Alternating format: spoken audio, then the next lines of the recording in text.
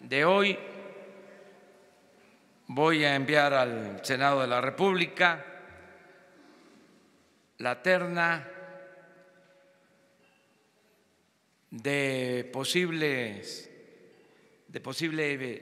ministro para la Suprema Corte de Justicia.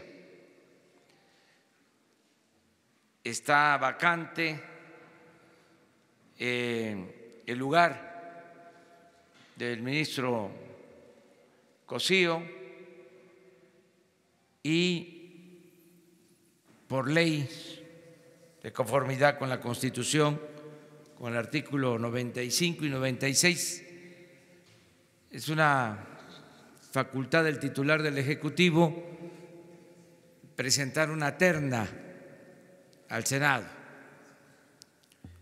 Les doy a conocer los nombres de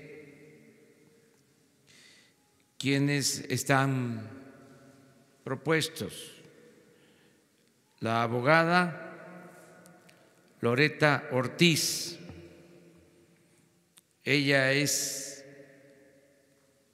egresada de la Escuela Libre de Derecho, tiene maestría, tiene doctorado, es académica de la Universidad Iberoamericana, cumple con los requisitos. También la licenciada Celia Maya García.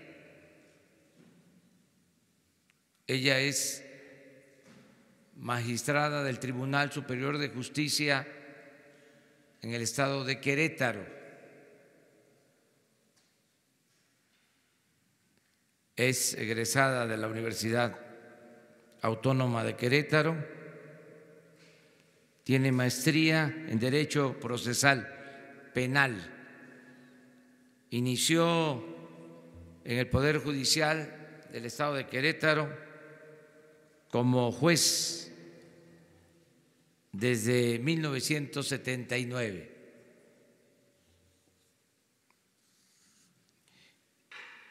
Y el tercer abogado propuesto es el licenciado, también doctor en Derecho por la UNAM, Juan Luis González Alcántara Carrancá. Él, entre otras funciones, ya fue presidente del Tribunal Superior de Justicia del Distrito Federal, ahora Ciudad de México. Son los propuestos, esa es la terna que se va a enviar el día de hoy. Y estoy a las órdenes de ustedes para ver si abordamos todos los temas y salimos en tiempo.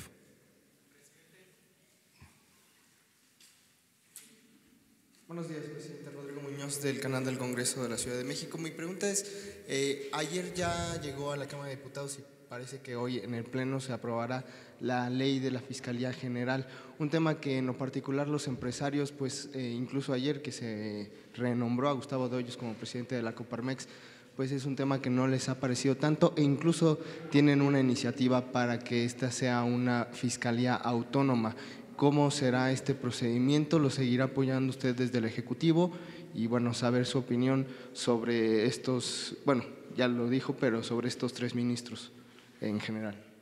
Sí, bueno, pues lo de la aprobación de la ley y al mismo tiempo de la elección de los fiscales, tanto del fiscal general como de los fiscales anticorrupción y de delitos electorales, pues está en proceso, está en el Congreso. Nosotros en su momento vamos a presentar también la terna. En el caso de la Fiscalía General, de acuerdo al procedimiento, se presenta una terna en el Senado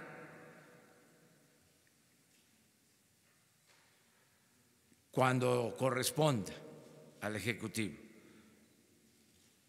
porque tengo entendido que primero el Senado hace una convocatoria, envía 10 propuestas y el Ejecutivo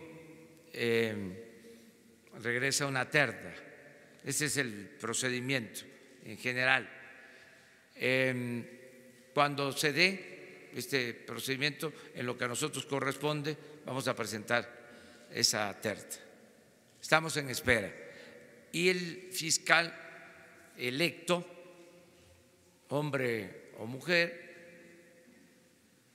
tiene la facultad para nombrar al fiscal anticorrupción y al fiscal electoral. Ese es el procedimiento. Pero todavía no se aprueba en el Congreso esta ley. No inicia el proceso. En estos días creo que va a comenzar. Vamos así.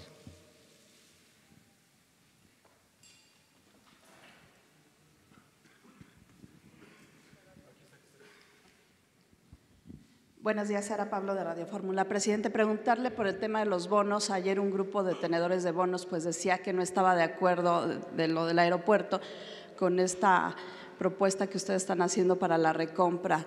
Y también hay muchos que dicen que pues es un mal negocio lo que está haciendo el gobierno por comprar ahora los bonos que antes se habían vendido. Y por otro lado, preguntarle, en el caso específico de Loretta Ortiz, ella fue diputada de Morena, ella estuvo con usted en este tiempo de transición. ¿Esto no vulnera de algún modo, podría vulnerar la independencia en este caso del Poder Judicial? Gracias.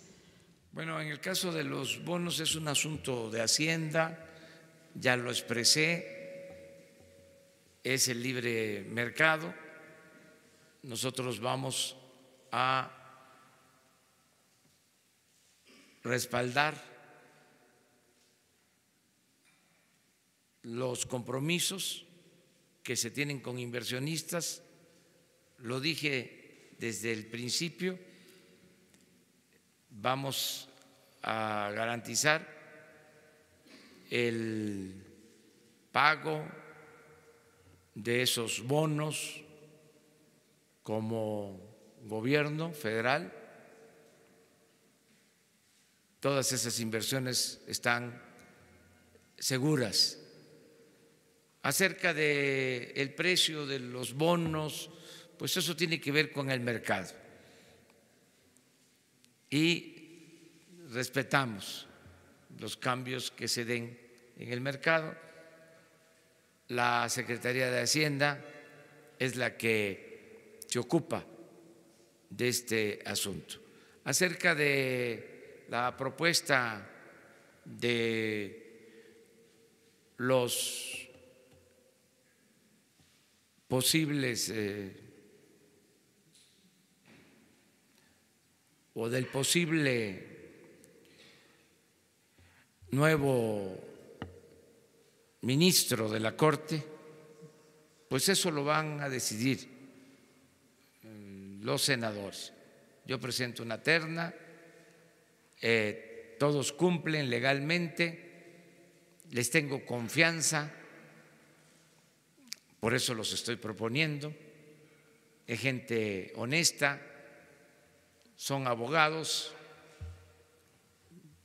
pues de primer orden, los tres, 2 mujeres y un hombre.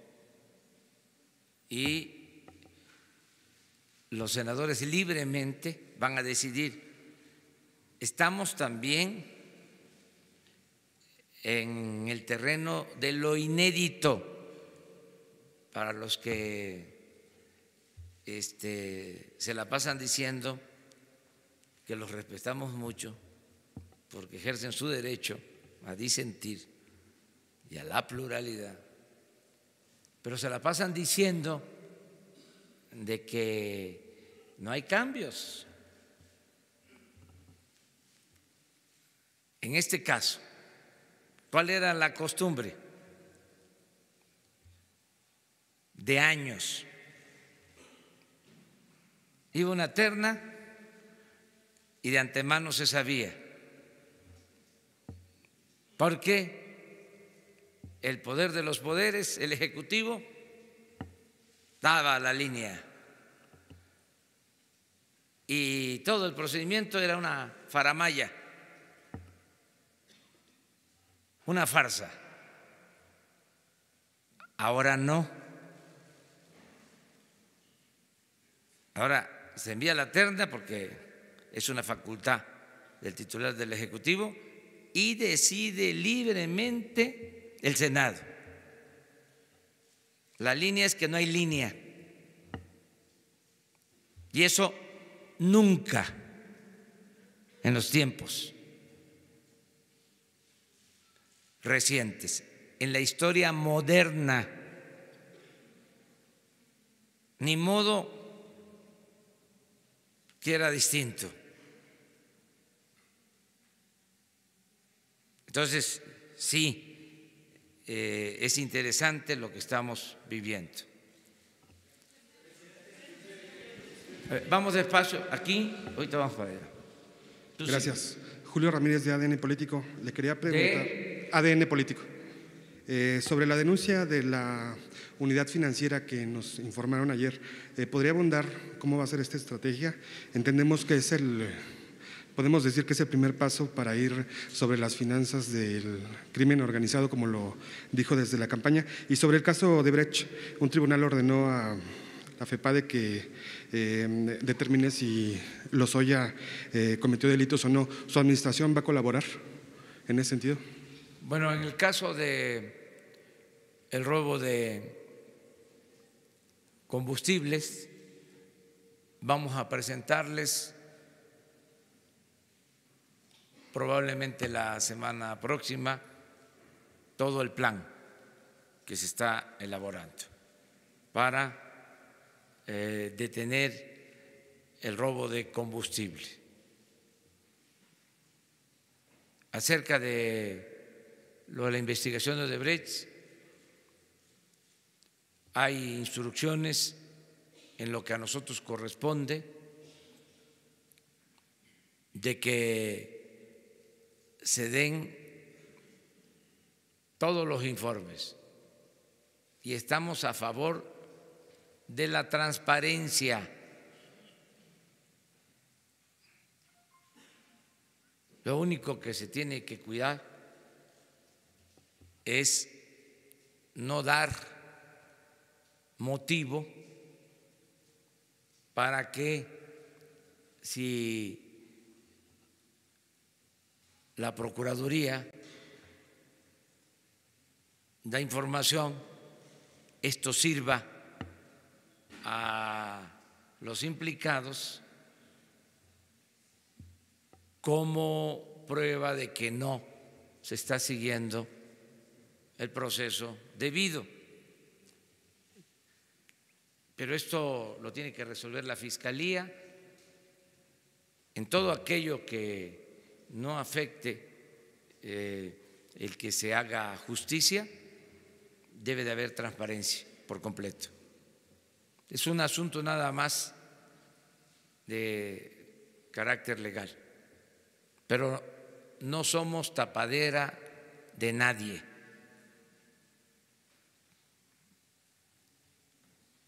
Ahora sí, vamos. Presidente, buenos días. Jorge Monroy, del periódico El Economista. Quisiera preguntarle ya si tiene ya la fecha para la presentación del proyecto de presupuesto el paquete económico, el Congreso, ¿qué fecha sería? Y si nos pudiera adelantar los lineamientos generales en términos de el precio del barril de petróleo, el precio del dólar, también preguntarle acerca de si va a haber superávit financiero como se había venido haciendo en los últimos días e insistirle finalmente en el tema de los bonos. ¿Usted cree que esto no pueda desencadenar en un conflicto y poderse detener el proyecto de Santa Lucía? Gracias. Bueno, acerca del presupuesto, tenemos como plazo el día 15 de este mes. Ya se está elaborando el presupuesto. Les adelanto que vamos avanzados. No se va a contemplar en la ley de ingresos porque son estos dos proyectos que se envían al mismo tiempo, la ley de ingresos y el presupuesto. En el caso de la ley de ingresos no se van a contemplar aumentos de impuestos ni impuestos nuevos. Es prácticamente lo mismo con las proyecciones de ingresos que se puedan contemplar. Nos vamos a apoyar mucho en las directrices del Banco de México, es decir, lo que el Banco de México estime en inflación, lo que el Banco de México considere como marco de referencia en lo macroeconómico. En lo específico, en lo que tiene que ver con el presupuesto, se garantiza que se va a pagar el servicio de deuda completo, alrededor de 800,000 millones de pesos. Se garantiza por completo todo lo relacionado con pensiones y jubilaciones, que son otros 800,000 millones de pesos comprometidos. Se garantiza que se va a pagar la nómina a todos los trabajadores del gobierno con aumentos en los sueldos de los trabajadores que ganan hasta menos de 20,000 pesos al mes. La instrucción que tienen en Hacienda es aumentar inflación más 3 puntos a los que ganan menos de 10,000 pesos. De 10 a 15, inflación más 2. Y de 15 a 20, inflación más 1.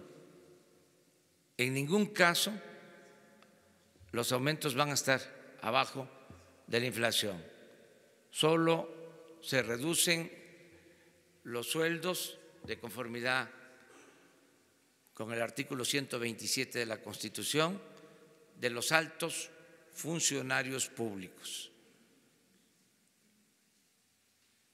Se garantiza la transferencia de las participaciones federales a estados y municipios. Ayer lo mencionaba, con incrementos en términos cuantitativos del 10% y en términos reales del 7%.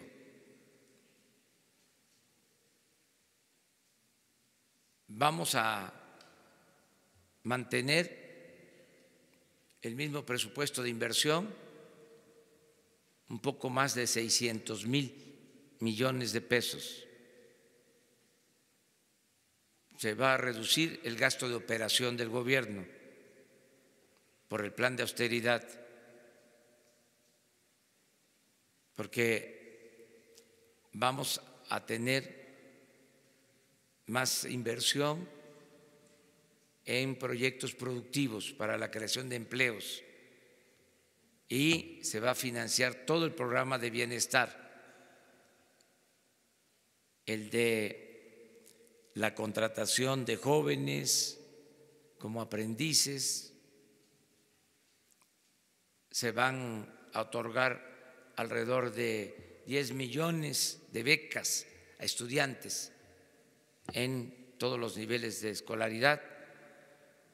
Aumenta la pensión a los adultos mayores al doble en los estados donde se les entrega la mitad de lo que recibe el adulto mayor en la Ciudad de México y muchas otras acciones. Eso en general.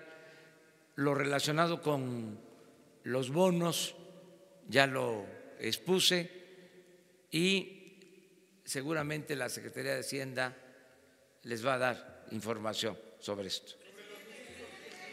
Vamos a ver. Buen día, presidente. Eric Pinto, de Capital 21. Oiga, precisamente sobre este tema que hablaba del nuevo presupuesto y de lo que va a mandar a los estados. Este fin de semana usted va a Tabasco y Tabasco ahora mismo está sufriendo o está pasando una crisis muy severa en el sector salud, en el sector educativo. Precisamente muchos funcionarios públicos se han estado manifestando por la falta de pagos y el gobierno de Arturo Núñez ha dicho que no le han llegado los recursos federales para hacer estos pagos. Ahora que va a Tabasco, ¿usted qué atención le va a dar a estos temas? Mire, en términos generales, ahora que se tuvo el encuentro con los gobernadores, les ofrecimos apoyos porque se tienen que garantizar los salarios de los trabajadores al servicio del gobierno o de los gobiernos estatales. El compromiso es adelantarles participaciones federales para que puedan resolver sus problemas. En el caso que lo soliciten, nosotros vamos a apoyar a los gobiernos estatales, a los gobiernos municipales, pero siempre de conformidad con el presupuesto autorizado.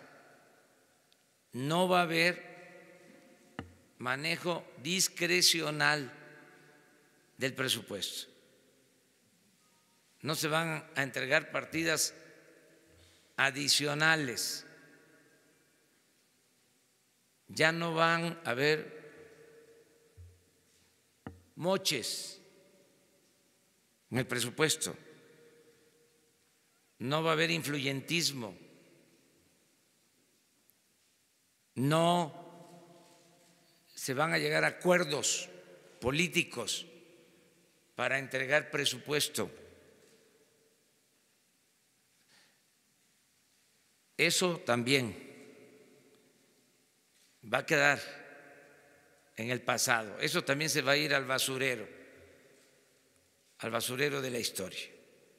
O se va a ir a la historia, pero al basurero de la historia. Eso se termina.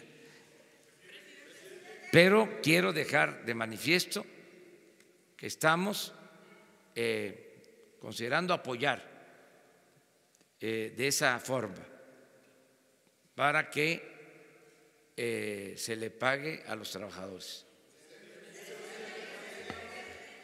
Vamos allá. No, la dama. Gracias, presidente. Jessica Cermeño, de Univisión.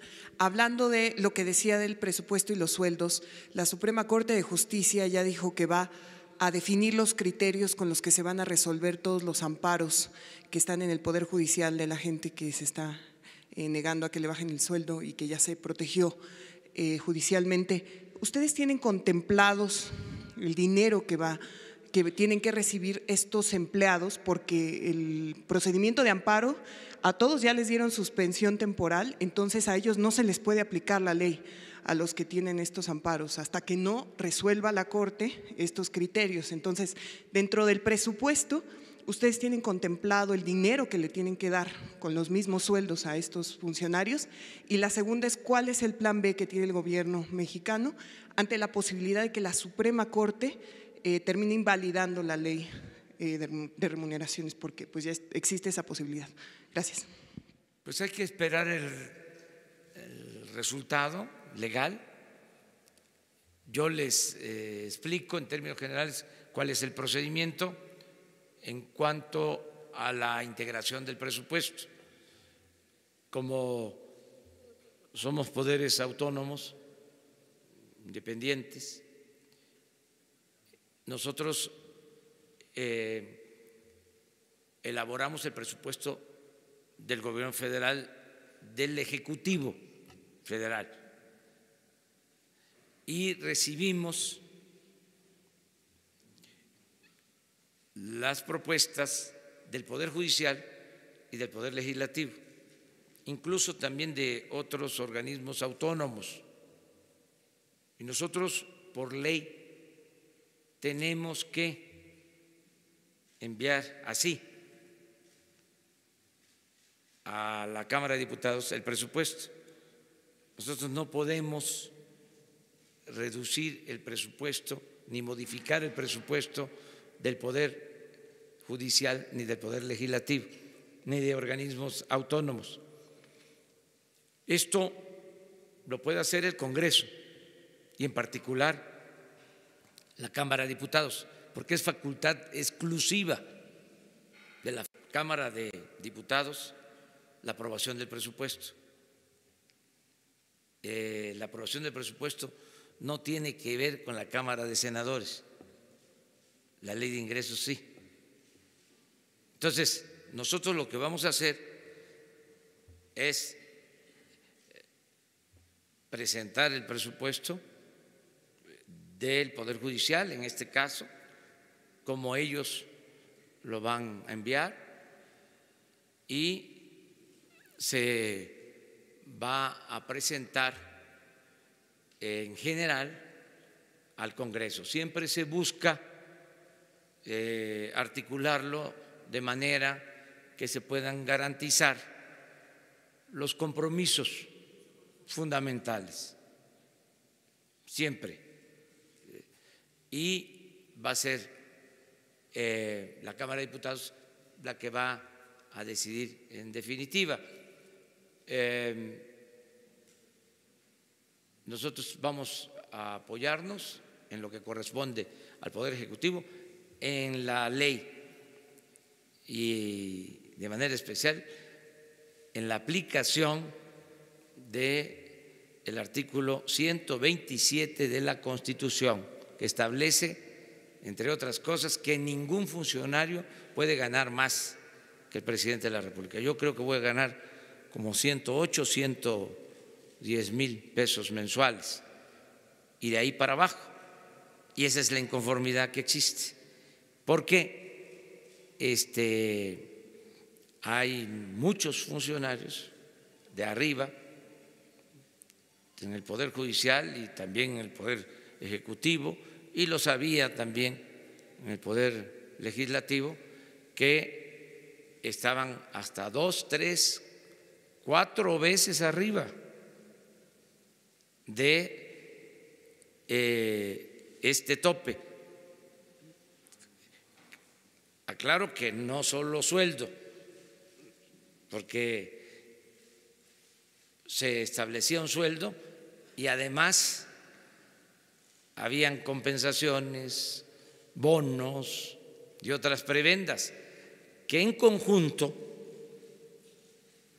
llegaban a significar ingresos de 500, de 600 mil pesos mensuales. Entonces, eso es lo que se está corrigiendo en el marco de la ley. Yo voy a ser respetuoso de lo que decidan los jueces en esta materia, pero creo que no puede haber gobierno rico con pueblo pobre. No es posible que un servidor público gane 600,000 pesos mensuales y que además todavía se diga que es el encargado de impartir justicia. Se me hace una contradicción. Eso no puede seguir pasando en nuestro país. Es mi derecho a expresarme, pero al mismo tiempo yo voy a respetar la decisión de los jueces y de la instancia judicial que resuelva sobre este asunto, porque lo otro, también lo aviso, ya hay Estado de Derecho, que no había, era un Estado de chueco, ahora hay Estado de Derecho. En medio. Sí, ¿verdad? Ya, bueno, acuérdense de la recomendación respetuosa, ¿no?, fraterna, de que se socialice la información, que todos puedan preguntar. Sí, ¿verdad? Bueno, adelante.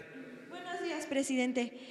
Preguntarle sobre la terna, ¿cómo es que se garantizaría la autonomía tomando en cuenta de que, pues, bueno, va a decidirlo al final el Senado, pero también tienen mayoría en el Senado? ¿Cómo es que se garantizaría que, pues, no se haría uso de esa mayoría, pues, para apoyar una propuesta que usted está enviando? Y la otra, hoy se desclasifica un video en donde muestra cómo fue el asesinato de Luis Donaldo Colosio. Preguntarle usted si en algún momento va a ordenar que se desclasifiquen también videos o material cuanto antes sobre el caso Ayotzinapa, dado que pues ya se aprobó también la Comisión de la Verdad y es uno de los puntos a tratar en el decreto. Gracias. Sí, pues en el Senado cada senador es libre, son representantes del pueblo, de las entidades federativas,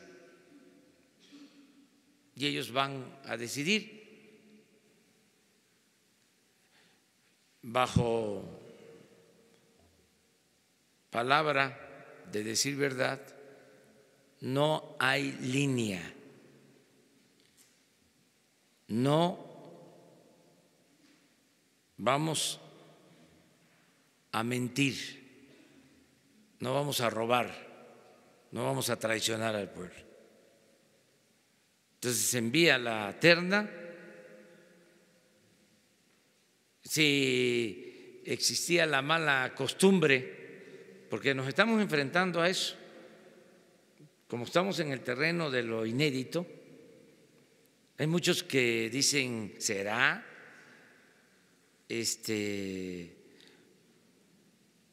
O es tirar la piedra y esconder la mano, o el doble discurso, la hipocresía.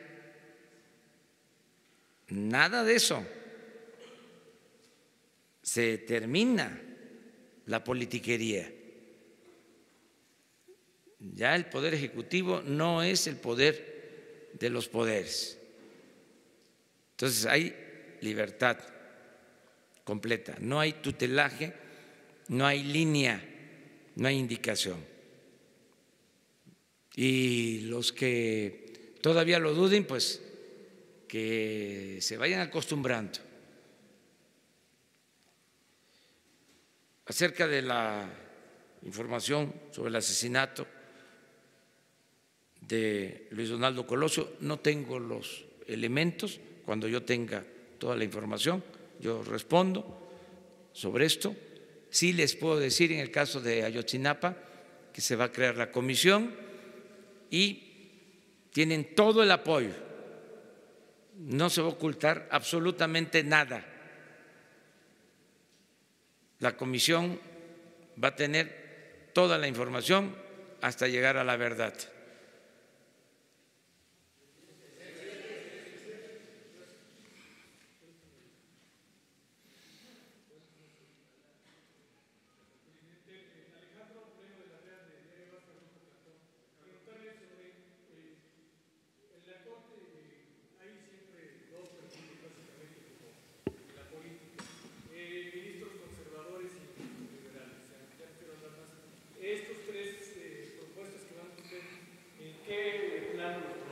¿Más hacia el corte liberal o más hacia el corte de conservadores? Y también añadir en esta pregunta, el ministro que se fue, Cosío, era un ministro no de carrera judicial, era externo.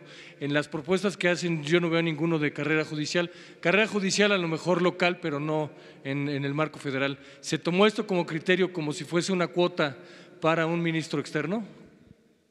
Bueno, sobre las características que deben de tener los jueces y en este caso los ministros, yo lo que pienso que deben de ser mujeres, hombres íntegros,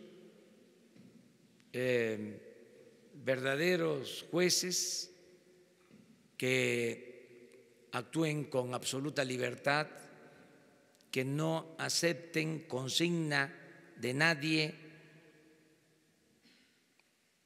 que no sean serviles, que no sean sumisos, que no estén al servicio de grupos de intereses creados, que sean honestos y que apliquen, en este caso sí, el criterio de los liberales del siglo XIX, de la mejor época que se tuvo, que fue el periodo de la República restaurada, 10 años que en México se gobernó de acuerdo a la Constitución, a las leyes, que hubo división, que hubo equilibrio de poderes, que hubo la prensa más libre y más inteligente que se haya tenido hasta nuestros días.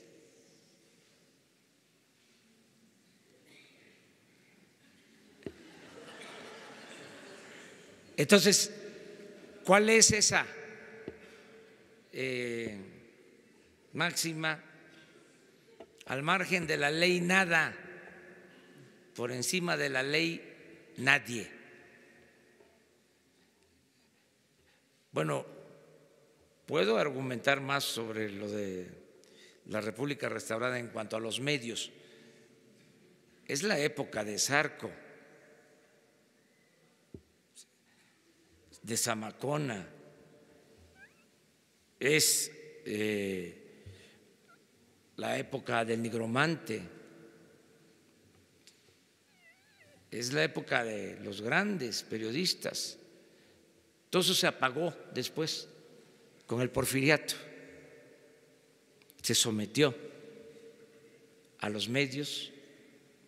34 años duró el porfiriato y se subordinó por completo a la prensa, pero también hubieron excepciones. En esos momentos de dictadura y de autoritarismo también hubieron periodistas excepcionales, de primera, los hermanos Flores Magón, que enfrentaron a la dictadura, los del hijo del Aguizote, estoy tratando de acordarme del nombre, era el tío de Luis Cabrera. ¿No se acuerdan ustedes? ¿Mande? Daniel Cabrera, de Puebla. Para mí, el mejor periodista que ha existido en la historia de México. Daniel Cabrera, el hijo, el director del periódico El Hijo del Aguizote. Le prestaba la imprenta a los Flores Magón. Imagínense, les invadían sus oficinas, les confiscaban la prensa, iban a la cárcel. Un periodista extraordinario, Daniel Cabrera, tío de Luis Cabrera, y estaba el Diario del Hogar, Filomeno Mata. Con la revolución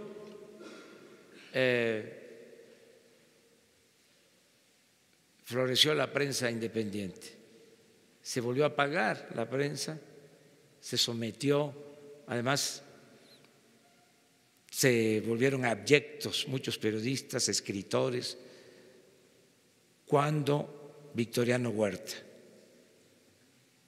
Luego resurge otra vez la prensa, más independientes, con Obregón, pues es el tiempo de Vasconcelos, de los grandes periodistas, hasta nuestros tiempos, que ahora también hay medios de información muy importantes, buenos periodistas. A ver si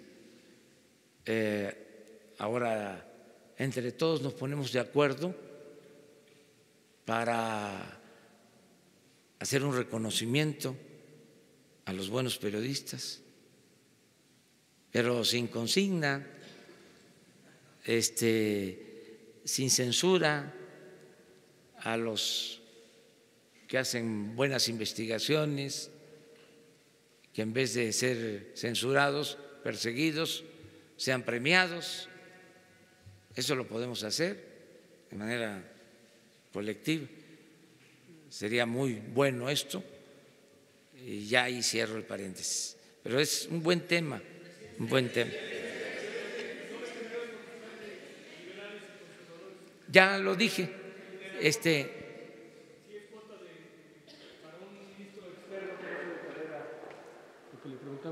no lo exige la ley, me voy a pegar a lo que establece la ley. Gracias, buenos días, presidente. Atlante Muñoz, Canal 11. Hoy se presentan los resultados de esta encuesta nacional por una educación de calidad, tomando en cuenta que anuncia que la próxima semana posiblemente mande al Congreso de la Unión esta cancelación de la reforma educativa. Quiero preguntarle si estos resultados de esta encuesta nacional serán tomados en cuenta para que en un momento dado conformar una nueva reforma educativa en México. Y por otra parte, también en tema educativo, hace una semana el gobernador de Michoacán, Silvano Aureoles, aseguró que regresaría al gobierno federal el tema educativo a la federación. ¿Qué opinión le merece esta situación? ¿Es posible? Y si en un momento dado no se prevé que los demás estados adopten la misma situación. Gracias. Sí, miren, acerca de los resultados de la prueba se van a tomar en cuenta. Lo cierto es que se cancela la mal llamada reforma educativa, y sigo hablando de mal llamada reforma educativa porque no es una reforma educativa, si acaso es una reforma laboral, que si se analiza en su esencia no tiene nada que ver con mejorar la calidad de la enseñanza, y mucho menos para garantizar el acceso a la educación a todos. Por eso engañaron poniéndole ese nombre. No tiene nada que ver con la reforma educativa. Además, si fuese una reforma educativa, tendrían que contar con el apoyo de los maestros. No se puede imponer una reforma educativa sin los maestros. Siempre lo he dicho, el que transmite el conocimiento en el aula es el maestro. Y tan no es una reforma educativa que la impusieron en contra de la voluntad de los maestros, porque la verdad no hay nada para mejorar la calidad de la enseñanza, nada que requiera de que el maestro mejore sus formas de enseñanza o que cambien los métodos de enseñanza-aprendizaje. No hay nada de eso. Entonces, vamos ahora a garantizar que haya el derecho a la educación y que se mejore la calidad de la enseñanza. Y lo vamos a hacer con los maestros y con los padres de familia, pero va a ser para mejorar de verdad la educación. Entonces, vamos hacia allá. Acerca de el regreso de los servicios educativos, no lo descartamos, porque si se federalizan los servicios educativos puede resultar mejor. Aquí en la Ciudad de México están federalizados los servicios educativos y no hay muchos problemas. Sencillamente ya no se transfieren los recursos a los estados, ya los maneja la Federación. Y esto ayuda porque en algunos casos los recursos que se transfieren para educación se utilizan para otras cosas. Entonces, si así se decide, vamos a la federalización. Estamos, por ejemplo, por llegar a un acuerdo para federalizar el sistema de salud. Tenemos muchos problemas con decirles que está peor el sistema de salud que el sistema educativo. Y uno de los problemas que tiene, entre otros, el problema de salud, es que está fragmentado. O sea, es el seguro, es el ISSSTE, es la Secretaría de Salud federal y los estados. Y al final de cuentas, el servicio es deficiente. En los centros de salud no hay medicinas, no hay buena atención médica. Entonces, ¿qué estamos proponiendo? La integración. Y vamos a comenzar con algunos estados. Vamos a integrar el servicio de salud.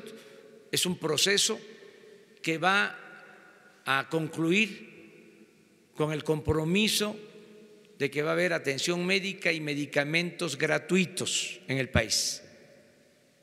Pero va a ser un proceso. Entonces, ya está por iniciarse. Yo les voy a informar a ustedes. ¿Qué tal, presidente? Enrique Legorreta, de Quinto Poder. Yo quisiera preguntarle su opinión acerca de esta acción de inconstitucionalidad que interpusieron algunos senadores encabezados por el PRI sobre el tema de la ley de remuneraciones, y también preguntarle acerca de cómo va el avance de la mudanza de algunas dependencias de las secretarías a los diferentes estados de la República. Muchas gracias. Sí, no estoy enterado si la acción de inconstitucionalidad la presentaron los senadores también. ¿No fueron nada más los jueces? Ah, bueno. Pues sí. Pues de que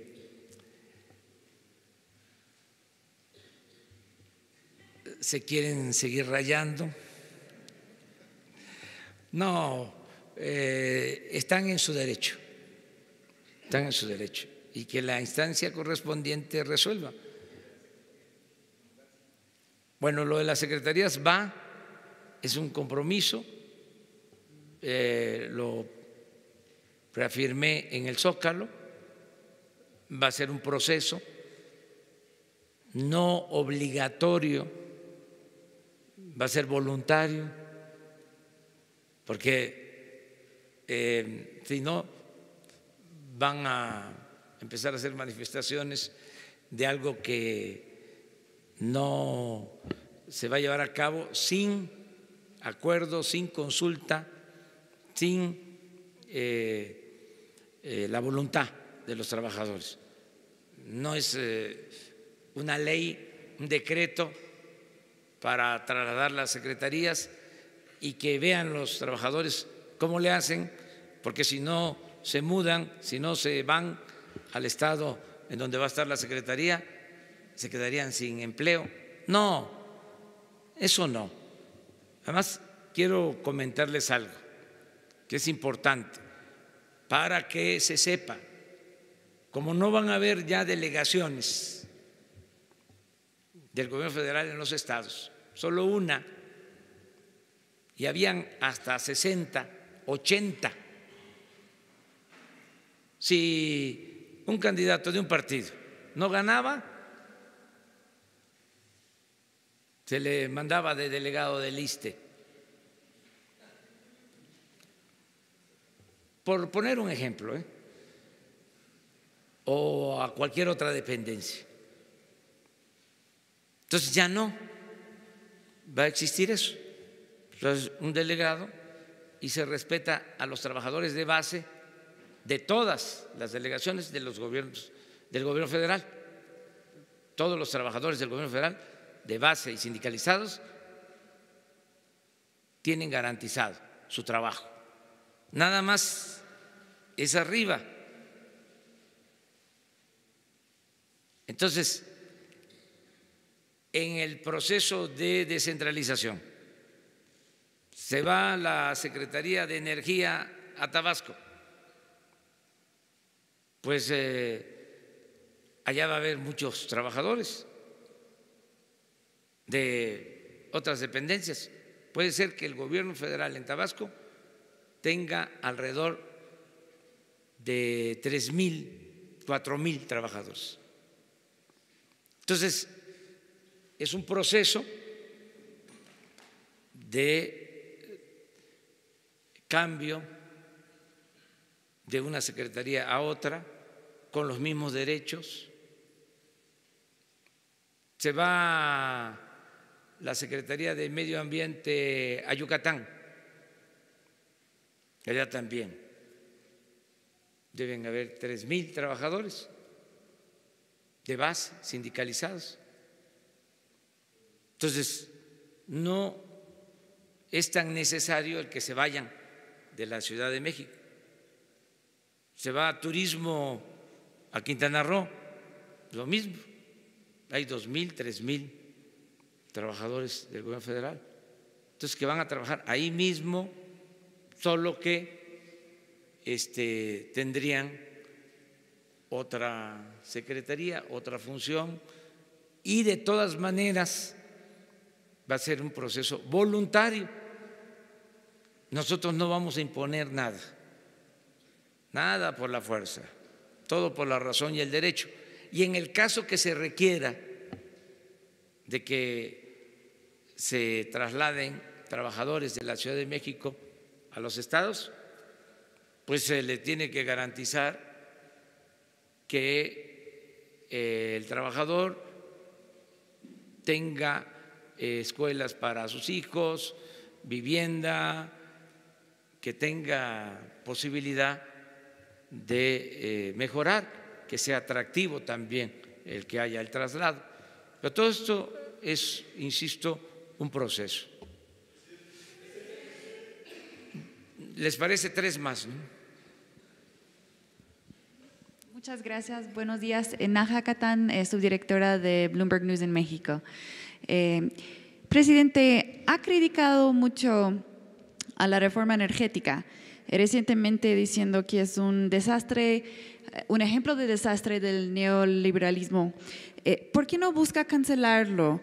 ¿Qué le previene hacerlo cuando su partido ahora y sus aliados a lo mejor puede llegar a una supermayoría? Y si no ahora, tal vez en 3 años podrían llegar a esa supermayoría.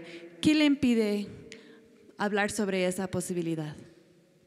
Mostrar que no actuamos de manera autoritaria, que no somos dictadores, caciques, que respetamos la ley. ¿Qué decían nuestros adversarios? Que no nuestros enemigos. De que íbamos a confiscar bienes, que se iban a cancelar los contratos. Pues nada de eso vamos a hacer. En el caso de la reforma energética, lo que está quedando de manifiesto es que fue un fracaso. Y yo todavía estoy esperando a los defensores de esta reforma, lo estoy esperando para que hagan un ofrecimiento de disculpa al pueblo de México, porque se acuerdan cómo bombardearon con opiniones de que iba a ser la salvación de México la reforma energética, y fue un rotundo fracaso, con datos. Esto no es un asunto ideológico. Decían que para estos días íbamos a estar produciendo 3 millones de barriles diarios y se están extrayendo 1.760.000 barriles diarios, como 42% menos de lo estimado. Si eso no es un fracaso, ¿qué lo es? Una gran mentira. Y estén considerando de las leyes. Está escrito. Y estamos hablando de menos de 1.800.000 barriles diarios y con tendencia a la baja. Porque ya tenemos un plan para detener esa caída y les queremos demostrar que además de otras cositas son muy ineficientes. ¿A poco no es importante dejar de manifiesto que no solo hubo corrupción, sino que son muy ineficientes, porque hasta se ufanan de ser buenos técnicos. Hay algunos que hasta se creen científicos y la verdad están como para mandarlos al parvulito. Fue un desastre, no solo en la reforma energética, la política económica. Lo dije en mi toma de posición, desde los años 40 del siglo pasado hasta los 80, la economía creció al 6% anual, y en el periodo neoliberal, 36 años, 2% anual. Y hablamos nada más de lo cuantitativo. a ver que me expliquen por qué vamos a seguir con una política fracasada, solo porque beneficia a una minoría, solo porque permite el saqueo de una nación. No, rotundamente no. Esto cambió. Pero, de todas maneras, tampoco les vamos a dar el gusto de que sigan engañando a la gente, de que somos autoritarios, dictadores, que nos comparan con dirigentes de otros países, toda esa propaganda chafa, vulgar, corriente.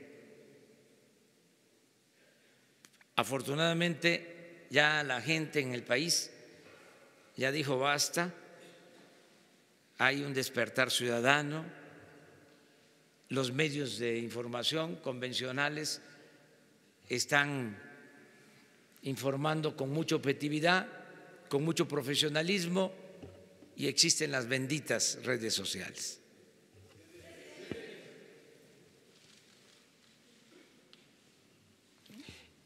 Y ya te preparas tú, contigo terminamos. Hola, ¿qué tal, presidente? Agustín Velasco de Uno TV. Me gustaría preguntarle sobre el tema del caso Odebrecht. Entonces, lo que usted está planteando es desclasificar la investigación que la Procuraduría en la pasada administración clasificó por al menos 5 años. Y la segunda, en este sentido de que la vida pública sea más transparente, ¿cuál es su agenda del día de hoy? Gracias. Sí, no ocultar nada, no ser tapadera, solo cuidar procedimientos que puedan servir al inculpado para